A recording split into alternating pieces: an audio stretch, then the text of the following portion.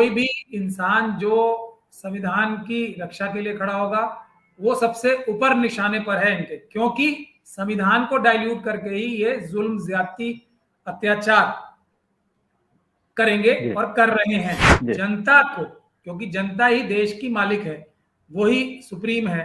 तो उसको पीसफुल तरीके से सड़कों पे आके एक प्रोटेस्ट करने चाहिए बड़े लेवल पे, तभी हमारा देश बचेगा। जो लोग उसको करने वाले हैं विश्व हिंदू परिषद के, उनके खिलाफ कोई सख्त कार्रवाई नहीं, उनके खिलाफ होना चाहिए था यूएपीए का मुकदमा, लेकिन यूएपीए का मुकदमा किसके खिलाफ किया? जो उस सच्चाई को ढूंढकर दुनिया के सामने लाना चाहते थे ताकि संविधान के हिसाब से उनके खिलाफ कार्रवाई हो सके। वही त्रिपुरा का मॉडल ये इख्तियार कर रहे हैं। तो हम लोग जाएंगे वहां, और सबसे बड़ी मिसाल तो यह है कि अगर वो इतनी त्रिपुरा पुलिस ठीक काम कर रही थी तो हाई कोर्ट ने सुओ मोटो कॉग्निजेंस क्यों लिया? तो ये, लेकिन इसकी सच्चाई निकल के आनी चाहिए, एक फ्री एंड फेयर इन्वेस्टिगेशन होनी चाहिए, जो कि त्रिपुरा पुलिस अब नहीं कर सकती। जो है एक्यूज्ड को बचाने के लिए इन्वेस्टिगेशन कर रही है, वही कमोबेश जो काम है त्रिपुरा में हो रहा है त्रिपुरा पुलिस के कुछ अधिकारियों द्वारा। हम उनके खिलाफ भी वैसा ही ऑर्डर लाने की कोशिश करेंगे। हम चाइना के खिलाफ, पाकिस्तान के खिलाफ क्यों जबरदस्त जो हमारी रिएक्शन होनी चाहिए वो क्यों नहीं है? सेना इतनी ताकतवर होने के बाद सेना किसी को भी, हमारी जो सेना है वो किसी को भी धूल चटाने में 1 मिनट में कामयाब हो सकती है, आराम से कामयाब हो सकती है। कौन रोक रहा है? अस्सलाम वालेकुम, मैं हूं शकील अहमद और आप देख रहे हैं न्यूज मैक्स। अभी तक यूएपीए के तहत पत्रकारों को, सोशल एक्टिविस्ट को गिरफ्तार किया जाता था, उनके ऊपर यूएपीए लगाई जाती थी और कई कई सालों तक लोगों की जमानत नहीं हो रही, जिस तरह से दिल्ली दंगे में देखने में आया।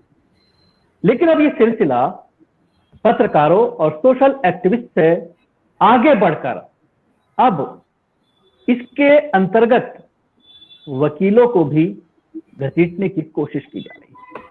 अभी हालिया दिनों में जिस तरह से त्रिपुरा में फसादात हुए, दंगे हुए, वहां पर जाकर के फैक्ट फाइंडिंग करने की कोशिश की कुछ सुप्रीम कोर्ट के वकीलों ने।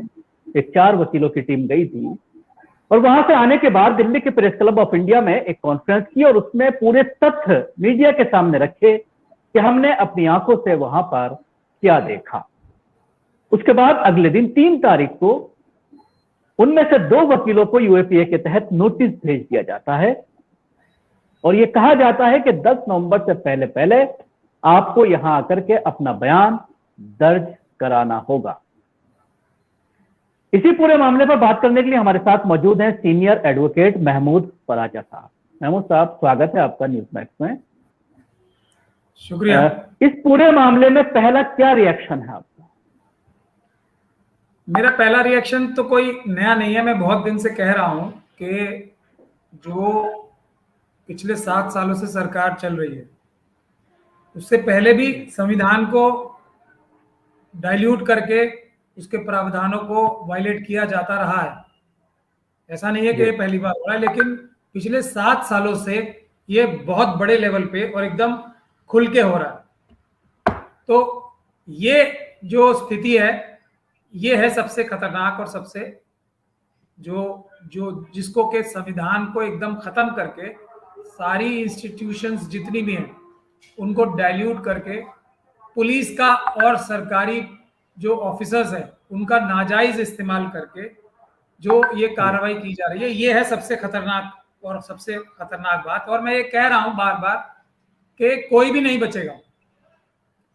जिस तरीके से कोई भी इंसान जो संविधान की रक्षा के लिए खड़ा होगा वो सबसे ऊपर निशाने पर है इनके, क्योंकि संविधान को डाइल्यूट करके ही ये जुल्म, ज्यादती, अत्याचार करेंगे और कर रहे हैं। तो वकीलों की जहां तक जिम्मेदारी होती है वो मैं समझता हूं, क्योंकि ऑफिसर्स ऑफ द कोर्ट हैं, सिर्फ अदालतों के अंदर ही नहीं, अदालतों से बाहर भी होती है जिम्मेदारी। और अभी हमारे जो सुप्रीम कोर्ट के आज के चीफ जस्टिस हैं, उनका अगर आपने बयान अगर आप ढूंढेंगे सोशल मीडिया, उस पे गूगल पे भी मिल जाएगा आपको ऑनलाइन, कि उन्होंने आह्वान किया था कि वकीलों को सोशल वर्क में भी मैदान में आना चाहिए, सिर्फ अदालतों में प्रैक्टिस ही नहीं करनी चाहिए। और उन्होंने एग्जाम्पल दिया था हमारे आजादी के जो फ्रीडम फाइटर्स थे उनका के उसमें बहुत ज्यादा बड़ी तादाद में वकील थे, इसीलिए शायद उनका इशारा था कि वकीलों को मैदान में आना चाहिए। तो वकील जो है क्योंकि कानून समझते हैं, वो पुलिस की ज्यादती, सरकार के अफसरों की ज्यादती, जो मेन टूल है संविधान तोड़ने का और लोगों की आवाज दबाने का, जेन्युइन आवाज दबाने का, उसके जो सबसे अच्छे एक्सपर्ट्स हैं वो वकील ही हैं। तो इसलिए वकीलों पे हमला होना तो शुरू हो ही गया है और बड़े लेवल पे शुरू हो गया है। हमारे ऑफिस में जो भी रेड हुई थी वो उसकी बड़ी शुरुआत थी। उससे पहले दूसरे सीनियर लॉयर्स के, इंदिरा जयसिंह वगैरह के घर पे भी रेड्स हुई थी। तो तब जो है सब लोगों ने आवाज नहीं उठाई उतनी मजबूत तरीके से। उसका नतीजा यह है कि अब वकील भी सेफ नहीं है अगर वो अपनी जिम्मेदारी, जो संवैधानिक और आईनी जिम्मेदारी है, वो निभाने की कोशिश करते हैं। महमूद साहब, जिस तरह से आप ये कह रहे हैं कि एक एक करके सबका नंबर आएगा, तो ऐसे में क्या करना चाहिए? पत्रकारों को दबाने की कोशिश की गई, दर्जनों पत्रकारों के खिलाफ इस तरह के केसेस दर्ज किए गए। उसके बाद सोशल एक्टिविस्ट, आपने दिल्ली दंगों को आप खुद उसमें जिस तरह से प्रोसीडिंग है कोर्ट की वो आप देख रहे हैं कई पार्टियों के जरिए। तो क्या इस तरह से लोकतंत्र के एक एक स्तंभ को गिराया जा रहा है? तो क्या करना चाहिए? देखिए, अभी जो हमारा भारत का संविधान है वही हमारा सबसे अच्छा रास्ता है, जो आईन है वही सबसे अच्छा रास्ता है। और अगर हम उसकी हिफाजत करेंगे और उसको इंप्लीमेंट कराएंगे इन लेटर एंड स्पिरिट, ये जिम्मेदारी भी संविधान ने ही देश के नागरिकों के ऊपर लगाई है। और जब हमारे इंस्टीट्यूट्स, सुप्रीम कोर्ट के 4 जजेस तक भी कह चुके हैं प्रेस कॉन्फ्रेंस करके कि सुप्रीम कोर्ट के ऊपर भी दबाव है, तो इससे ज्यादा तो कोई बड़ा इशारा सुप्रीम कोर्ट के जजेस नहीं कर सकते। तो जनता को, क्योंकि जनता ही देश की मालिक है, वही सुप्रीम है, तो उसको पीसफुल तरीके से सड़कों पे आके एक प्रोटेस्ट करने चाहिए बड़े लेवल पे, तभी हमारा देश बचेगा। क्योंकि संविधान से ही देश है। हमारा देश मजबूत भी जब ही होगा जब हम संविधान बचाएंगे और संविधान की सभी बातों पे अमल करेंगे पूरी तरीके से, और मजबूर करेंगे चाहे कोई भी सरकार बने कि वो संविधान के हिसाब से काम करे, संविधान के बाहर जाके ना करे। तो इसके सिलसिले में हमने पेशकदमी की है। क्योंकि आज देखिए, कोई भी पॉलिटिकल पार्टी, चाहे वो कोई भी पॉलिटिकल पार्टी हो, मुझे कोई गुरेज नहीं है, जितनी जनता उनसे उम्मीद कर रही है कि जितना जबरदस्त वो प्रोटेस्ट या एहतजाज करेंगे, उतनी नहीं कर पा रही है। उसकी अलग अलग वजूहत हो सकती है। तो जरूरत इस बात की है कि जितनी भी सोशल तंजीमें हैं, जितने भी एनजीओ हैं, जितने भी पब्लिक स्पिरिटेड लोग हैं, वो इकट्ठे होके आए और बड़े लेवल पे इसके खिलाफ आवाज उठाएं। चाहे वो प्रोफेशनल्स हो, चाहे वो सोशल एक्टिविस्ट हो, चाहे वो रिलीजियस लीडर्स हो, चाहे वो दूसरे बिजनेसमैन हो या कोई भी हो, ब्यूरोक्रेट्स हो, ईमानदार ब्यूरोक्रेट्स हैं, एक्स ब्यूरोक्रेट्स हैं जो रिटायर हो गए, उन सबको आना चाहिए सड़कों पे, पीसफुल प्रोटेस्ट करने चाहिए और अपने संविधान को बचाना चाहिए, देश को बचाना चाहिए। इस सिलसिले में हमने भी एक जी पेशकदमी की है। क्या लगता है आपको कि लोग आएंगे सड़कों पर? अभी तक तो ऐसा लग नहीं रहा। जब मामला इस तरह का सामने आता है तो कुछ ही लोग, 40-50 लोग सड़कों पर आते हैं। अभी त्रिपुरा का इतना बड़ा मामला हुआ, त्रिपुरा भवन के ऊपर जब प्रोटेस्ट के लिए कॉल की गई फ्राइडे को, तो उसके बाद वहां पर 125 या 150 लोग, वो भी कुछ छात्र थे, उसमें ज्यादा तादाद गैर मुस्लिमों की थी, लोग सड़कों पर आते ही नहीं। देखिए, उसकी वजह भी यही है कि जो दमनकारी नीतियां अपनाई जा रही हैं पुलिस के जरिए, पुलिस का नाजायज इस्तेमाल करके जो लोगों को डराया जा रहा है, धमकाया जा रहा है, एक माहौल क्रिएट किया जा रहा है। त्रिपुरा उसका सबसे बड़ा एग्जाम्पल है। जिन लोगों ने आतंकवाद का काम किया, आगे लगाई, हमले किए, जो सोशल मीडिया पर रिपोर्ट हो रहा है, मेन स्ट्रीम मीडिया में भी कुछ कुछ रिपोर्ट हुआ है, मतलब इतने मजबूर हो गए सब। उससे भी बड़ी बात है कि जो हाई कोर्ट है त्रिपुरा की, उसको सुओ मोटो कॉग्निजेंस लेना पड़ा, एनएचआरसी को नोटिस जारी करना पड़ा। उसके बावजूद भी जो लोग उसको करने वाले हैं विश्व हिंदू परिषद के, उनके खिलाफ कोई सख्त कार्रवाई नहीं। उनके खिलाफ होना चाहिए था यूएपीए का मुकदमा, लेकिन यूएपीए का मुकदमा किसके खिलाफ किया? जो उस सच्चाई को ढूंढकर दुनिया के सामने लाना चाहते थे ताकि संविधान के हिसाब से उनके खिलाफ कार्रवाई हो सके, तो उनके ऊपर यूएपीए लगाई गई है। ये पूरा जो सिस्टम है, ये पूरे मुल्क में आवाज दबाने के लिए, जेन्युइन आवाज दबाने के लिए नागरिकों की, खास तौर पे जो कमजोर तबके हैं, शेड्यूल कास्ट, शेड्यूल ट्राइब, जो दूसरे मुस्लिम, सिख, क्रिश्चियन, बौद्ध और ओबीसी जो है उनकी आवाज दबाने के लिए जो ताकत का इस्तेमाल हो रहा है, पुलिस के भ्रष्ट अधिकारियों का जो गलत इस्तेमाल हो रहा है, उनसे जो गुनाह और क्राइम कराए जा रहे हैं, ये सब वही उसी का हिस्सा है। तो इसी के लिए जो सबसे बड़ी जरूरत है, इसी बात को महसूस करते हुए कि लोग सामने नहीं आ पा रहे क्योंकि पॉलिटिकल पार्टीज उनको बचा नहीं पा रही, नहीं तो करोड़ों लोग सड़कों पे आएंगे। तो इसलिए हमने भी पेशकदमी की है इस पे। हमने मिशन सेव कॉन्स्टिट्यूशन के नाम से एक तंजीम बनाई है जिसके हम अहदेदारान बना रहे हैं सब जगह, ताकि वकील, जो सोशल मीडिया के जो जर्नलिस्ट हैं, जो एक्चुअल जर्नलिस्ट हैं, जो क्रिमिनल मीडिया है, जो main stream media so called है, वो नहीं, लोगों जो सोशल एक्टिविस्ट हैं, उसकी एक ग्रास रूट लेवल से नेशनल लेवल तक तंजीम बने जो इसी काम को करे कि लोगों का जो हक और ड्यूटी है पीसफुल प्रोटेस्ट की और हर सरकार के गलत काम पे, चाहे वो किसी भी पार्टी की हो, आवाज उठाने की, उसको सही तरीके से अंजाम दे सके।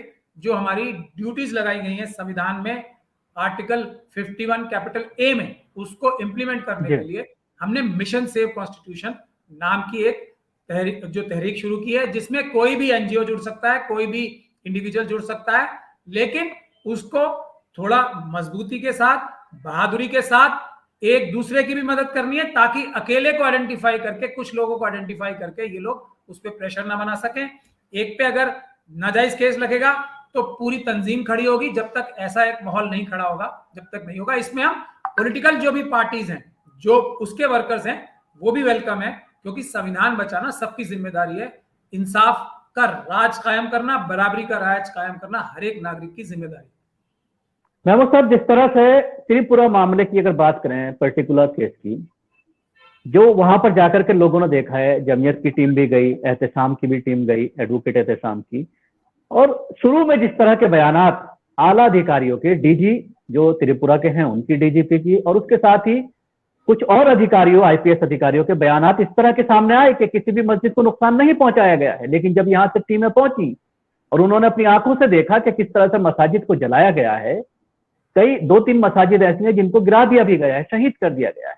तो जब ये सारे दृश्य पब्लिक डोमेन में आए, खासतौर से इन लोगों के जरिए जब सोशल मीडिया पर जो है शेयर किए गए, तो उसके बाद इनके ऊपर यूएपीए लगाना, और सिर्फ इनके ऊपर नहीं, बल्कि खबर यह आ रही है कि तकरीबन 102 लोगों के खिलाफ यूपीए इंपोज करने की बात त्रिपुरा पुलिस के जरिए कही जा रही है। तो ऐसे में आप क्या करना चाहेंगे इस पूरे मामले में, किस तरह से इंसाफ मिल पाए? क्योंकि जहां तक ताल्लुक है सुप्रीम कोर्ट के वकील का, वो अपनी कानूनी लड़ाई लड़ेंगे, लेकिन उसके अलावा जो आम लोगों पर भी कहीं ना कहीं इस तरह की चीजें हो रही हैं, तो उसके लिए किस तरह की कोशिश करेंगे? देखिए, हाथरस का कांड जो है ना, वो एक सबसे ज्वलंत एग्जाम्पल है किस तरह की आरएसएस और बीजेपी की सरकारें क्या किसी के साथ जुल्म करके उसको दबाने का कौन सा फॉर्मूला है। तो जो परिवार जिसकी बेटी के साथ इतनी हौलनाक और दर्दनाक काम को अंजाम दिया गया, उसी की गलती ठहराने के लिए, उसके परिवार पर प्रेशर डालने के लिए, और पुलिस ने किस तरीके से उस बच्ची की जो अंतिम संस्कार भी नहीं होने दिया, उसको जला दिया। क्यों? क्योंकि बात जो है दुनिया के सामने ना आ सके। ये इनका सबसे बड़ा एग्जाम्पल है। वही अगर आप देखेंगे हर केस में, चाहे किसी भी शेड्यूल कास्ट के व्यक्ति की मॉब लिंचिंग की जाए, मुस्लिम व्यक्ति की जाए, क्रिश्चियन की जाए, यही तरीका ये इख्तियार करते हैं कि उन्हीं के ऊपर प्रेशर बनाते हैं। चाहे दिल्ली दंगों के केस देख लीजिए, जिन लोगों के साथ ज्यादतियां हुई हैं उन्हीं के खिलाफ मुकदमे दर्ज करा के ये कहा जा रहा है कि तुम अपना केस, तुम्हारा कोई आदमी मर गया, उसका केस फॉलो मत करो, नहीं तो हम तुम्हें उल्टा फंसा देंगे बड़े बड़े मुकदमों में। तुम देश बचाने की, संविधान बचाने की बात मत करो, नहीं तो हम उमर खालिद से लेकर गुलफिशा फातिमा और ये सब लोगों के ऊपर यूएपीए लगा देंगे। दिल्ली दंगों में भी तो यही किया है। करने वाला कपिल मिश्रा, पुलिस का वो डीसीपी, जिसके सारे सबूत मौजूद है कि उन्होंने जाके दंगा करवाया, उन्होंने जाके हमले किए पीसफुल लोगों पे ऊपर। लेकिन मुकदमा किस पे दर्ज होगा? जो लोग संविधान बचाने के लिए, देश बचाने के लिए, या अपने ऊपर ज्यादती के खिलाफ आवाज उठाने के लिए काम। वही त्रिपुरा का मॉडल ये इख्तियार कर रहे हैं। तो हम लोग जाएंगे वहां और सबसे बड़ी मिसाल तो यह है कि अगर वो इतनी त्रिपुरा पुलिस ठीक काम कर रही थी तो हाईकोर्ट ने सुओ मोटो कॉग्निजेंस क्यों लिया? तो ये, लेकिन इसकी सच्चाई निकल के आनी चाहिए, एक फ्री एंड फेयर इन्वेस्टिगेशन होनी चाहिए, जो कि त्रिपुरा पुलिस अब नहीं कर सकती। कोर्ट मॉनिटर्ड इन्वेस्टिगेशन होनी चाहिए। ये त्रिपुरा पुलिस ने साफ दिखा दिया कि यूएपीए का ये मुकदमा दर्ज करके कि वो बायस्ड हैं, ऐसे उनके अंदर बहुत सारे अफसर ऐसे हैं जो कि बायस्ड हैं, और वो दिल्ली पुलिस में जो भ्रष्ट अधिकारी हैं उनकी तरह ही अपने पॉलिटिकल आकाओं के कहने पर क्राइम्स कर रहे हैं। और हमने दिल्ली की पुलिस के खिलाफ इस तरह का एक ऑर्डर भी लिया है, आपको याद होगा, जिसमें 25,000 का जुर्माना भी था, और उसमें फाइंडिंग आई थी कि पुलिस जो है एक्यूज्ड को बचाने के लिए इन्वेस्टिगेशन कर रही है। वही कमोबेश जो काम है त्रिपुरा में हो रहा है त्रिपुरा पुलिस के कुछ अधिकारियों द्वारा। हम उनके खिलाफ भी वैसा ही ऑर्डर लाने की कोशिश करेंगे। मौलाना कमर उस्मानी को जो अरेस्ट किया गया है वो देख लीजिए आप क्या है, वो तो पुलिस स्टेशन में जाके खुद उनसे परमिशन लेके वहां गए थे। जब तक इनके पॉलिटिकल लीडरशिप को जब पता लगा कि ये सारे सबूत इकट्ठे करके दुनिया में आ जाएंगे, दुनिया के सामने आ जाएंगे, और फिर असली मुजरिमों को सजा होने की उम्मीद बन जाएगी, इसी को रोकने के लिए ये दमनकारी नीति कर रही है। लेकिन इसका जवाब यह है कि ज्यादा से ज्यादा लोगों को, जितनी भी तंजीमें हैं ह्यूमन राइट्स की या जो भी इंसाफ के लिए लड़ने वाली तंजीमें हैं, उनको वहां जाना चाहिए। अगर एक के खिलाफ मुकदमा है तो 1000 को जाना चाहिए वहां पे, और सच्चाई लानी चाहिए। हम ये नहीं कह रहे किसी के खिलाफ भी कोई गलत कार्रवाई होनी चाहिए, लेकिन जिसने गलत किया है उसको बचाना पुलिस का काम नहीं है, ये पुलिस की सबसे बड़ी जिम्मेदारी होती है। तो ये इसका है, और हम लोग भी जा रहे हैं वहां पे, मौलाना कमर उस्मानी की बेल कराने मेरे ऑफिस से भी जा रहे हैं लोग, और जरूरत पड़ेगी तो मैं खुद भी जाऊंगा। उसके बाद हम इस वहां की सच्चाई को छुपने नहीं देंगे, ये वादा हम कर रहे हैं। वहां की सच्चाई को हमारे संविधान के जरिए, हमारे कानून के जरिए, इसी सिस्टम के जरिए थोड़ी ज्यादा मेहनत करके, जो लगती है हर बार, बिल्कुल वही होगा जो दिल्ली में, दिल्ली दंगों में हो रहा है। आप लोग विश्वास रखिए, भरोसा रखिए। लेकिन आप सब लोगों को, जो भी SC ST माइनॉरिटीज के लोग हैं, मुस्लिम, क्रिश्चियन, बौद्ध, सिख लोग हैं, OBC के लोग हैं, उन्हें, और जो दूसरे भी लोग हैं, ईमानदार हैं, जो संविधान और देश बचाना चाहते हैं, उनको हमारी मदद करनी पड़ेगी। सड़कों पे आना पड़ेगा, पीसफुल प्रोटेस्ट करने पड़ेंगे, हमारे साथ चलना पड़ेगा वहां पे। ये काम सबको करना पड़ेगा, जब ही देश बचेगा। और त्रिपुरा हमारे देश के बॉर्डर पे आता है। ये जो RSS और BJP के लोग हैं, इनको इतना भी लिहाज नहीं है कि बॉर्डर पे इस तरह की अपनी राजनीतिक फायदों के लिए जो घटनाएं करा रहे हैं, उससे कितना बड़ा देश का नुकसान हो सकता है। चाइना आज हमारी, जो कहा जाए कि एकदम हमारे सर पे सवार हुआ है, और हमारी सेना बेकरार है उनका मुकाबला करके, उनको भगाने के लिए। हमारे यहाँ की जो गुजराती मानसिकता के बिजनेसमैन है, वो हमारी हर पॉलिसी को, देश की हर पॉलिसी को कॉम्प्रोमाइज कर रहा है। इतना मजबूत देश, इतनी मजबूत सेना, फिर भी हमें एक हमारी सेना को तक को इजाजत नहीं देने दे रहे हैं। इतना हमारी जो पॉलिसीज हैं उनको इन्फ्लुएंस कर रहे हैं, क्योंकि गुजराती जो मनुवादी मानसिकता के बिजनेसमैन है, उनके ताल्लुकात जो है वहां के बिजनेस की, जो गवर्नमेंट की कंपनीज है CPC की, उस तक में डायरेक्टरशिप है उनकी, गुजराती लोगों की। तो इस पे इन्वेस्टिगेशन होनी चाहिए कि कौन लोग हैं जो भारत का स्ट्रेटेजिक डिफेंस का जो इंटरेस्ट है उसको गुजरात के बिजनेसमैन किस तरीके से कॉम्प्रोमाइज कर रहे हैं। हम चाइना के खिलाफ, पाकिस्तान के खिलाफ क्यों जबरदस्त जो हमारी रिएक्शन होनी चाहिए वो क्यों नहीं है। सेना इतनी ताकतवर होने के बाद, सेना किसी को भी, हमारी जो सेना है वो किसी को भी धूल चटाने में 1 मिनट में कामयाब हो सकती है, आराम से कामयाब हो सकती है। कौन रोक रहा है सेना को? कौन सेना? शुक्रिया महमूद पाशा साहब, इस मामले पर बात करने के लिए बहुत बहुत शुक्रिया। हमसे दूसरे मुद्दे पर फिर आपके साथ जुड़ेंगे। हम न्यूज मैक्स के दर्शकों से मैं कहना चाहूंगा, अगर आपने हमारे चैनल को अभी तक सब्सक्राइब नहीं किया है तो कर लें, उसके साथ ही पेज को लाइक करने के लिए बेल आइकन जरूर दबाएं।